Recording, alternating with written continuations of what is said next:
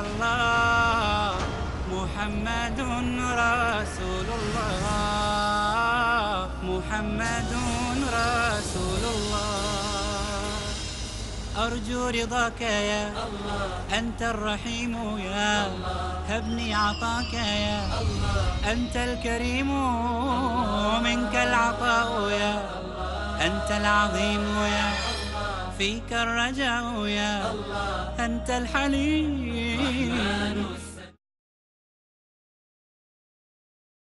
The final point that I want to share with you about this idea of peaceful coexistence. The Messenger of Allah, sallallahu alaihi wasallam. Actually, let me give you a little background about this ayah, on a personal note. I was traveling to a European country where there are a lot of young people that are very fired up about Islam. And I gave a talk about reflection on the Quran. And at the end of my talk, some youth asked questions like, we live in a kafir society. How are we supposed to deal with these kuffar who hate Islam? And our neighbors are all kuffar. And we have to give da'wah to these kuffar because they are evil and they're calling to kufr. No, kufr, kufr, kufr. I mean, the word kufr, he said it so many times. I thought this guy doesn't know any other words. And so at the end of that entire ordeal, I went up on the mic and I said, listen, I think some of you have problems with the kuffar. So I'm going to just share something with you for you to think about. I just want you to think about it. Allah Azza wa Jalla in the Quran says, إِنَّكَ لَا تَهْدِي مَنْ أَحْبَبْتَ وَلَكِنَّ اللَّهَ يَهْدِي مَنْ يَشَاءُ. You, no doubt, meaning the Messenger sallallahu alaihi wasallam, do not guide whoever you love. You don't guide whoever you love. Allah guides whoever He wants. Now from this ayah we learn two lessons, at least. Lesson number one, only Allah guides. Guidance is not in the hands of even the Messenger sallallahu alaihi wasallam. It is from Allah. Number one. Here's the number two lesson. The fact that the Messenger of Allah loves those who don't have guidance. إِنَّكَ لَا تَهْدِي مَنْ أَحْبَبْتَ. And it's not, some Mufassirun say it refers to Abu Talib, but if it was exclusively Abu Talib, we would have found the a'id. It would have been إِنَّكَ لَا تَهْدِي مَنْ أَحْبَبْتَهُ. And that would do a taqeed in grammar. I don't want to give you a grammar lesson, but it would have been restricted to Abu Talib.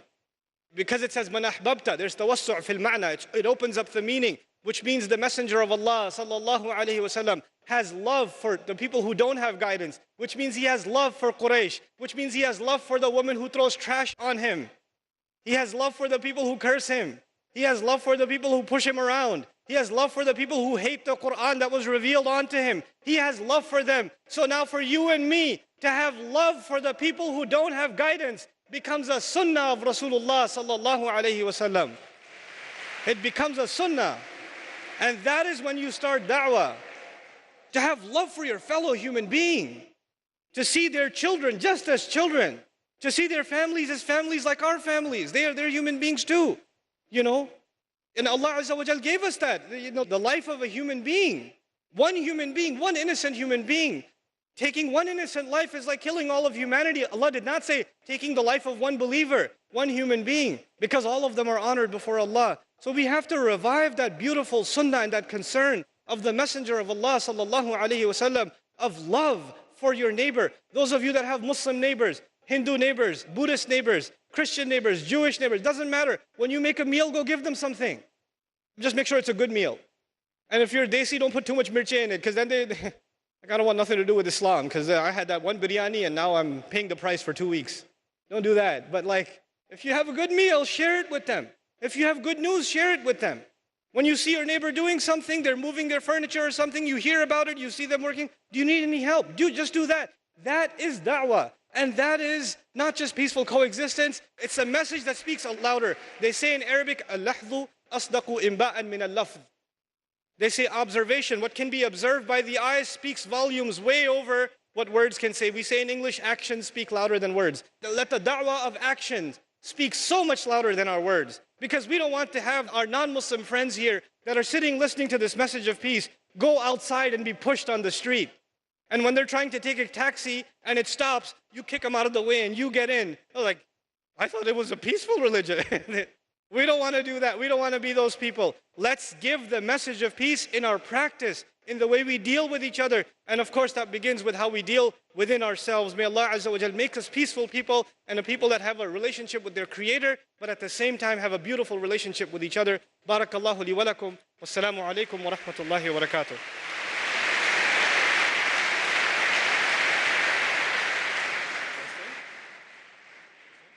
Jazakallah khair. What we're going to do now is going to get you audience to participate and get the Sheikh to answer your questions, inshallah. So we're going to go mic 1, mic 2, mic 3, usual thing. And we're going to start with the sisters. And we're going to have preference given to those not yet Muslims that we should have been engaging with for all these hundreds and hundreds of years, inshallah. So can we have a not yet Muslim sister or a not yet Muslim brother to kick off the proceedings so we can engage with you, inshallah.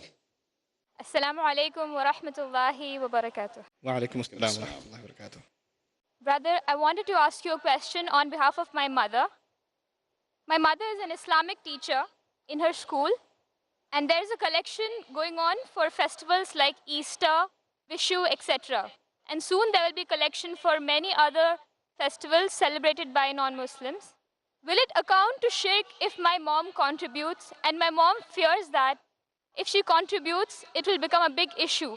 So how can she peacefully coexist in this situation as well as maintain her iman? Thank you for your question. It's a fantastic question. I want to share a couple of emotions with you before this answer because they're related. I came into discovering my religion in America. And my experience of learning Islam and learning and being in the company of Muslims is entirely, for the most part, American. And when I travel to the Muslim world, I feel a love and a connection to the Ummah like I've never felt before in my entire life. I really do. And the question you're asking is a question that we deal with in America all the time.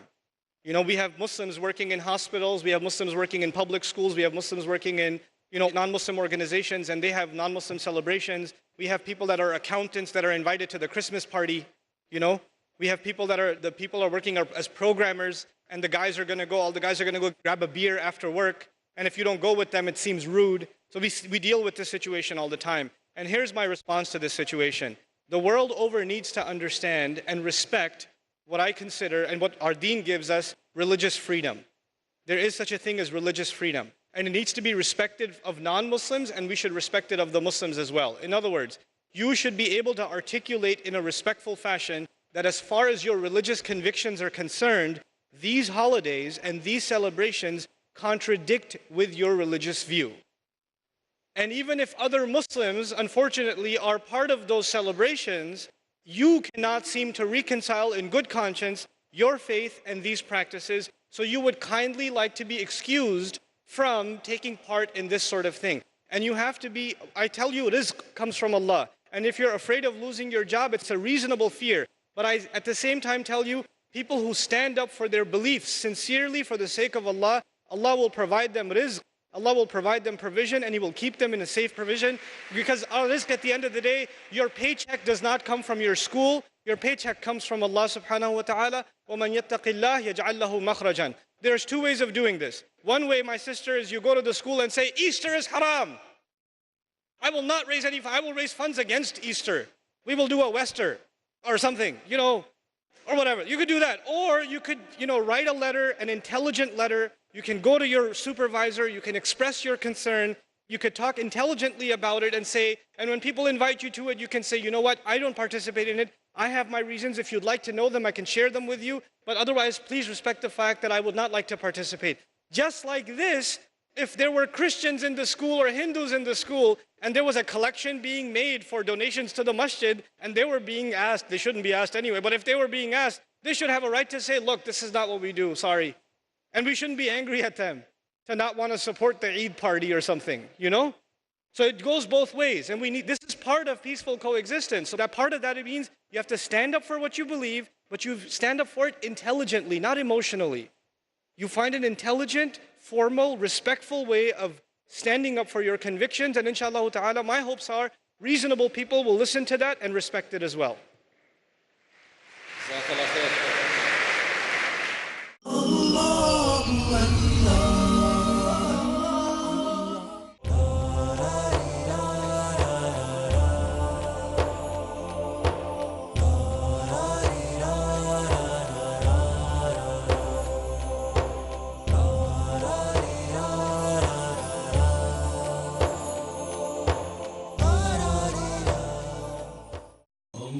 is your brother Salim Al-Amiri. You're watching Peace TV, the solution for humanity. Shirk, innovations, showing off, crimes against society, crimes against the family, crimes against yourself. Why do you think evil and corruption has appeared on the face of the land and in the sea? It is because of the evil which the hands of men have put forth. Sins darken the heart, take us away from Allah's mercy, and lead to our destruction and corruption. In order to avoid evil, you need to understand it. Join me, Abdurrahim Green, for a new series discussing the major sins, only on Peace TV. To know the most serious and bad sins, as well as how to refrain from them, join Abdurrahim Green in Major Sins every Friday at 4:30 p.m. and repeat telecast at 2 a.m. Saudi Arabia on Peace TV. Most countries of the world ban bullying. They fight it in their schools and universities. A lot of us are being bullied differently every single day. Some come up to us and say, do this, while others say, don't you dare. Some say this is halal, while others say, nope, this is haram. Are you confused? Do you feel lost? Join me in Umdat al-Ahkam, where, with the grace of Allah, we will learn the proper knowledge from the Quran and from the Sunnah, which would help stop this kind of bullying. Join Asim Al-Hakim in Umdatul Ahkam, next on Peace TV.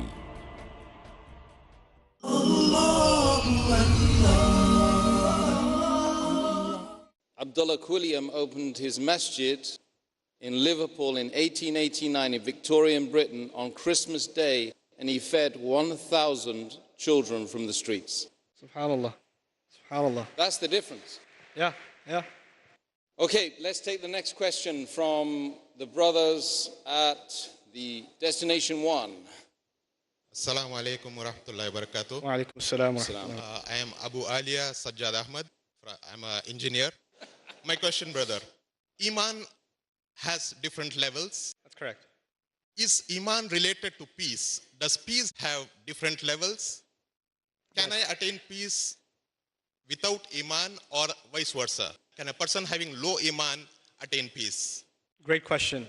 It's actually a beautiful question. And Allah Azza wa Jal describes in the ayah that I recited before you, الْفَرِيقَيْنِ أَحَقُّ بِالْأَمْنِ إِن كُنْتُمْ تَعْلَمُونَ الَّذِينَ آمَنُوا وَلَمْ يَلْبَسُوا إِيمَانَهُمْ بِظُلْمٍ. Right? It's a beautiful answer. Allah Azza wa Jal is saying, which of the two sides deserves peace more? In other words, there is such a thing as people finding peace once in a while in other than Islam. But who deserves consistent, constant, lifelong peace? These are people who truly came to believe and did not violate the rights of their faith by doing bad things, by doing the wrong thing. Now I tell you, Buddhists can tell you that they sit, and some of them can sit for like 4 hours in meditation in one position and not move. And you look at them, man, this guy is really peaceful. He's really like, he's calmed down and he finds a lot of peace in it. And people do yoga and find peace in that too, right? And people sit in a sauna and find peace. Some people listen to classical music and they find peace. So if you want to talk about somebody finding peace, they say, I find peace in different things. Somebody likes to sit at the beach and just look at the ocean waves and they find peace. But that is just the calmness of emotions temporarily. What we're talking about when we say peace is actually, number one, diddul khawf. It's the opposite of fear. Your concerns, your grievances, your negative emotions aren't just taken away for a little while. You have a constant source of putting those things in perspective. For a lot of practices of peace, you know what people do? They like to forget their reality. It's very important to know. In other than faith, other than Allah, people like to forget their reality. So a lot of people find peace when they get drunk. You know why? Because when they're drunk, they can't think, so they forget about their problems. A lot of people find peace when they take drugs, because when they take drugs, their mind is gone, so they don't have to worry about their problems. A lot of people find peace only by playing video games or watching movies, because when they're playing the video game and watching the movie, they're not thinking about their own life, so it's happy time. So as soon as it ends, they're like, oh, I don't want to face reality again, put the next movie on. and they'll put the next one on and put this video game on, and they keep, cycling these things because their own reality they can't face. The difference with us is our faith, iman. If you really have it, you don't have to run from reality. You can face reality and still be at peace. You see? All other options, all other avenues of finding peace, they want you to get away from life. And what do people do when they want to find peace? They take a vacation. They go away from everything they know. They just, I need a vacation. What do we do when we need to find peace? We go in a jama'ah, we go towards people and pray to Allah together. That's what we do, right? So we face reality, and this is the beauty of our faith. Some peace you will find, but nothing like Allah will give you inside of this deen. Jazakallah khairan. Jazakallah khair. Sheikh Numan. And we're going to go to the middle microphone. Let's get a question. Remember, not yet Muslims, they take preference. If you're in the queue, come forward like Sheikh Numan was discussing about the queues. You have a legitimate right to bypass the queue, right? Is that right, Sheikh? Yeah, you can bypass the queue if you're not yet Muslim. That's cool. Assalamu alaikum wa rahmatullahi wa barakatuh. Wa alaikum assalam wa rahmatullahi wa barakatuh. A person who is praying 5 times a day and he is fasting in the month of Ramadan and he is performing Umrah and he is praying the Tahajjud also. But when he is alone, he is doing the bad deeds which is forbidden in Islam. And after that he realizes those mistakes and he is asking forgiveness to Allah and he is crying to Allah. And again 2-3 days he is not doing the same bad deeds and he is engaged with the good deeds. And again it is repeating to bad deeds and again asking forgiveness. It is going like this. So why this fluctuation in his life? So Very how good. to improve and increase his taqwa? Thank you so much for your question, because this question is for millions of people. It's not just for one person. And thank you for asking that question. It's a Jazakallah very khair. intelligent question, mashallah. Let me just try to address this. I've given a lot of talks about this issue, the cycle of sin, and the cycle of even good people. They're praying, they're reciting Quran, they're even doing Umrah, ibadat, but at the same time, they can't get away from certain evil practices in their alone time. There are 2 parts of this problem. One of those parts is spiritual, and the other part is psychological.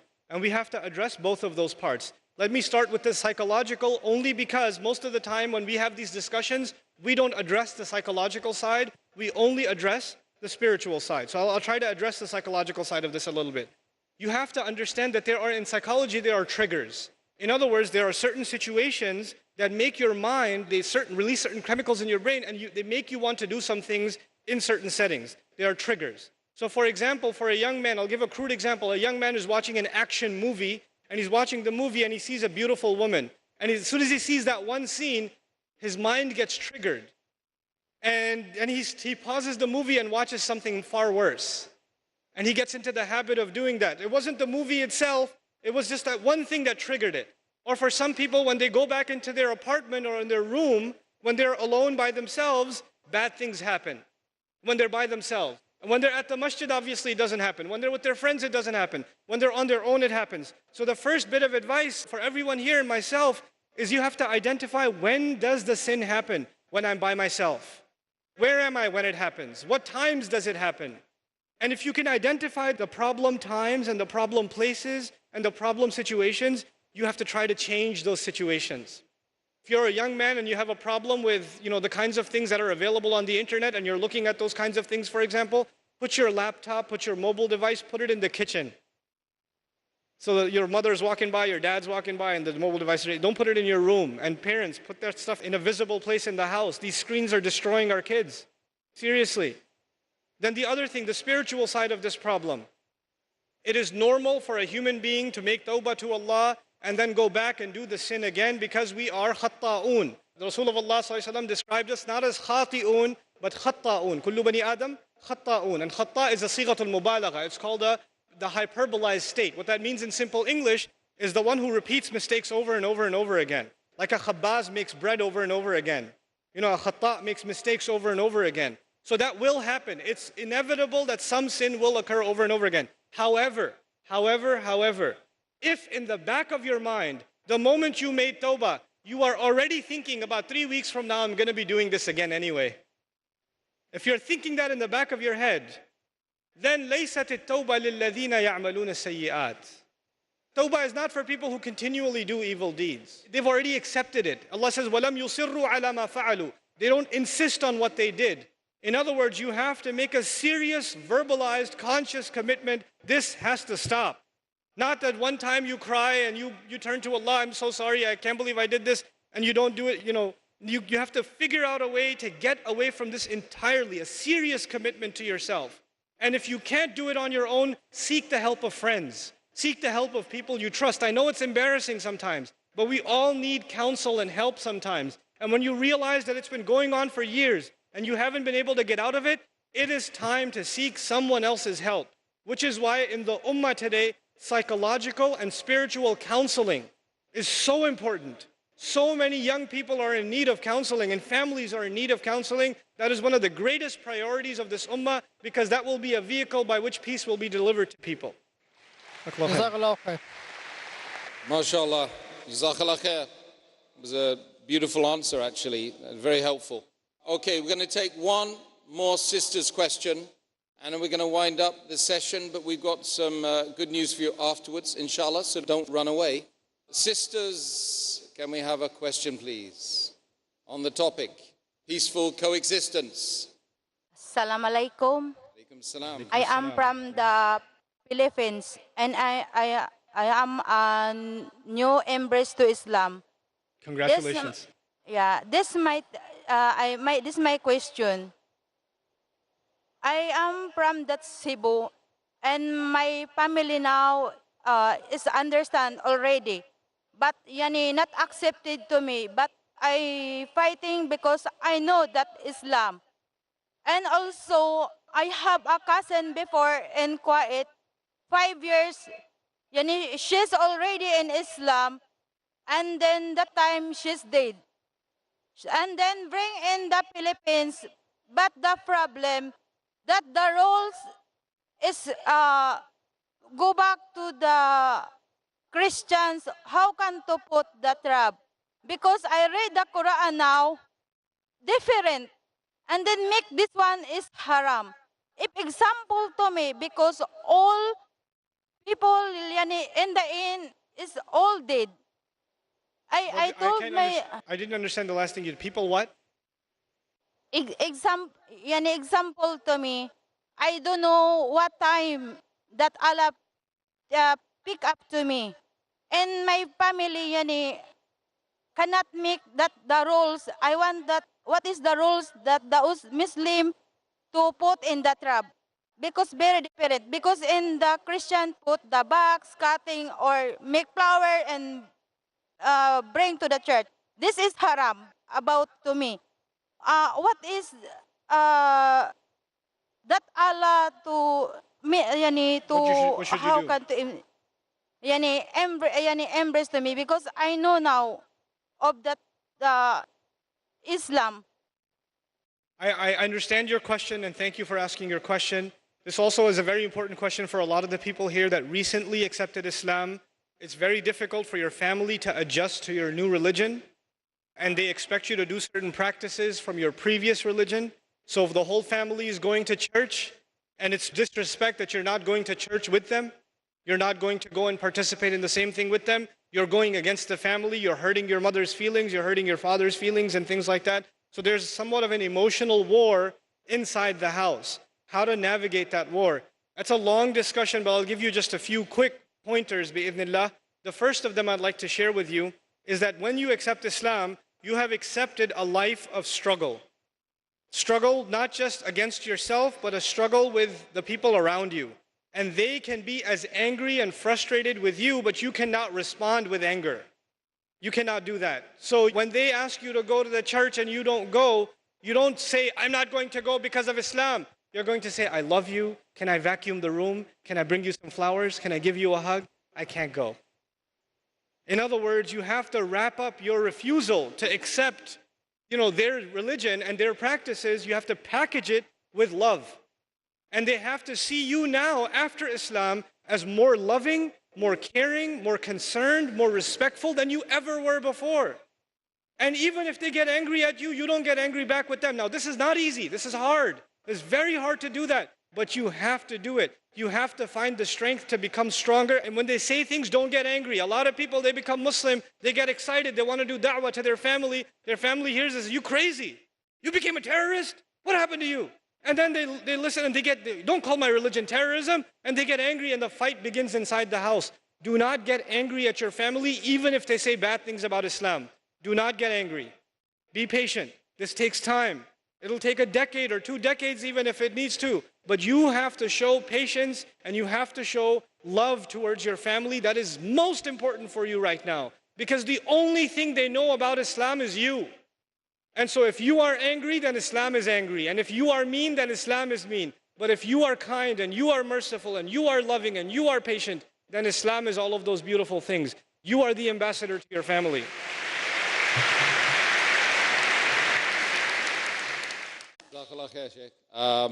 MashaAllah, tabarakallah. And we ask Allah subhanahu wa ta'ala to accept everything that the Sheikh has said of good, forgive him of any mistakes that he may have made. Ameen. And give him Jannat al-Firdaus al-A'la. He created the universe. To him belong the heavens and the earth. The ever-living, he is the first. He's the owner of mercy. He sent his messengers to warn his creatures of the grave dangers of worshiping other than Allah. There is none greater than the Creator. Allahu Akbar, Allahu Akbar. Assalamu alaikum. My name is Uthman Barry. My name is Ahmed Nasser. My name is Zaid Adib Ansari. My name is Tariq Khalid. Alive before the Islam, we were Christian. From falsehood to truth. The reason that I accepted Islam was I was looking for the truth. What's the meaning of life? These answers I didn't find in Christianity. From unfairness to justice. The Muslims had a solution to these problems, but through their understanding of the Quran. My life before Islam was typically an American life looking for purpose in life. From chaos to peace. Peace TV is playing a very important role in promoting Islam. Meet the people who have given up their ill fates to come out from the clutches of complete darkness in Darkness to Light. Every Saturday at 5:30 p.m. and repeat telecast at 4 a.m. Saudi Arabia on Peace TV.